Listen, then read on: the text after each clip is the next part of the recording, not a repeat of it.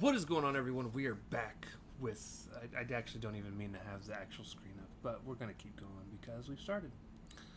Boom! We are back with another review, and let me start off by saying that if you would like everything a week earlier, please be sure to sign up to our Patreon. Do not forget that this ends this movie, so today you'll also be getting the rankings for this series or for this movie. And I'm happy to announce that the next thing that is replacing Patient 7 is the first season of the original Twilight Zone, which I've never seen. I'm so excited. I will be watching it over on Paramount Plus. So for anyone that is curious on how I'm watching it, uh, whew, I'm not buying the series. You can buy the entire series, all 5 seasons of it, of the original run, for a total of $80, or you could spend $30 a flipping season, dude. It is ridiculous.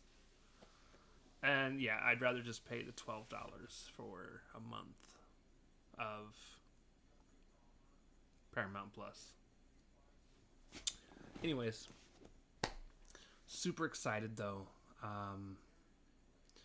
We're going to be talking today about the short evaded and the rest of Patient 7. And let me tell you now, they hit me with a plot twist I actually, for some reason, was not expecting. To find out that Michael Ironside is actually also in the mental institution. So he goes through, after he finishes with the last person, goes through the little everything going, to the hospital. Everything's in dismay. And then one of the ladies shows up with her shovel, whacks him in the head.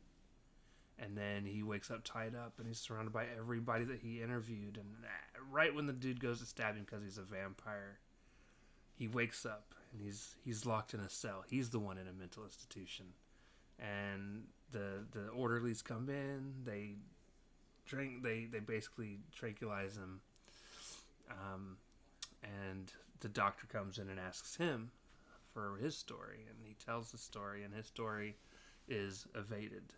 And what evaded is first and foremost is directed by Johannes Persson and Ramses Wasberg.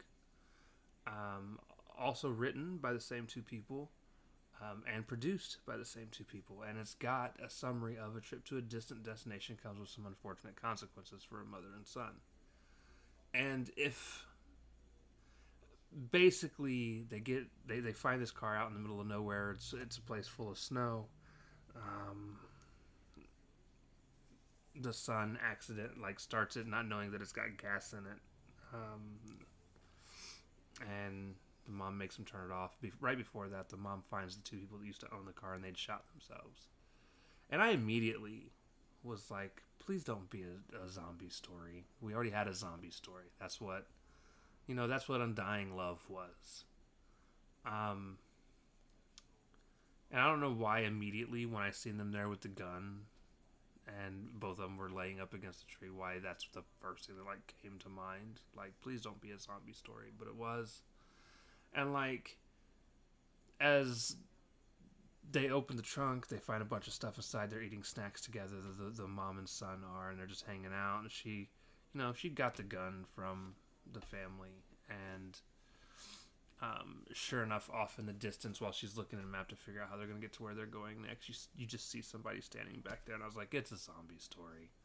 And sure enough, the lady comes. The son puts her in the harness, like one of the dog harness things from a distance that you'd see people wrap around dogs when they're trying to, you know what I'm talking about.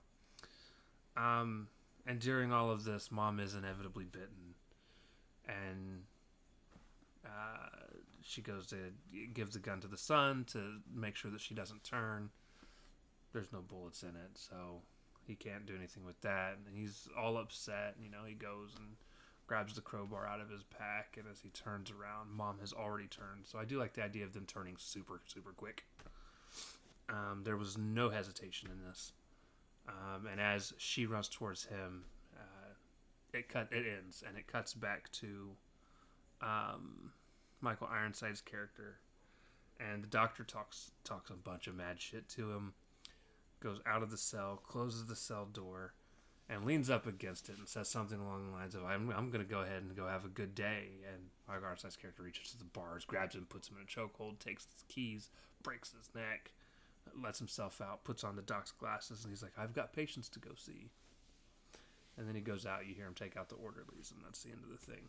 It was just a fun little twist ending, and honestly, the frame narrative that's going on around it is better than the specific story that was told here. I am not... It's a zombie story, man. They already had one. You don't need two zombie stories in the same movie that's not about all zombie stories. And I guess this might have come out during a time where zombie stories were like the thing, so everybody wanted to do one. But I actually think the other zombie story is better. Undying Love was just really well put together. It's a more interesting story. Like, the guy is in a desolate place. There's hardly anybody there. But the idea that, like, he feeds live humans to his girlfriend is absolutely fascinating. But then you turn around and this one's just like, oh, kid's got to kill mom because she's a zombie now. I don't. We have not been around each other long enough for me to have grown an attachment to either of you as a character, so I don't feel bad. This isn't The Walking Dead. You're not Dale. Just throwing some names out there. But, yeah. I'm also not a big fan of zombie stories in general, so... But alright, guys, that is going to do it for my review. It was a bit of a sad way to end. Like, again, frame narrative, not so much. Super cool. The last story evaded, could have been better. Anyways, that is going to do it, guys. Thank you for hanging out for this review. Remember, there's one more video coming out today where we will rank all 7 of these stories, as well as the frame narrative. So... be sure to check those out later, and we'll see you soon. Peace.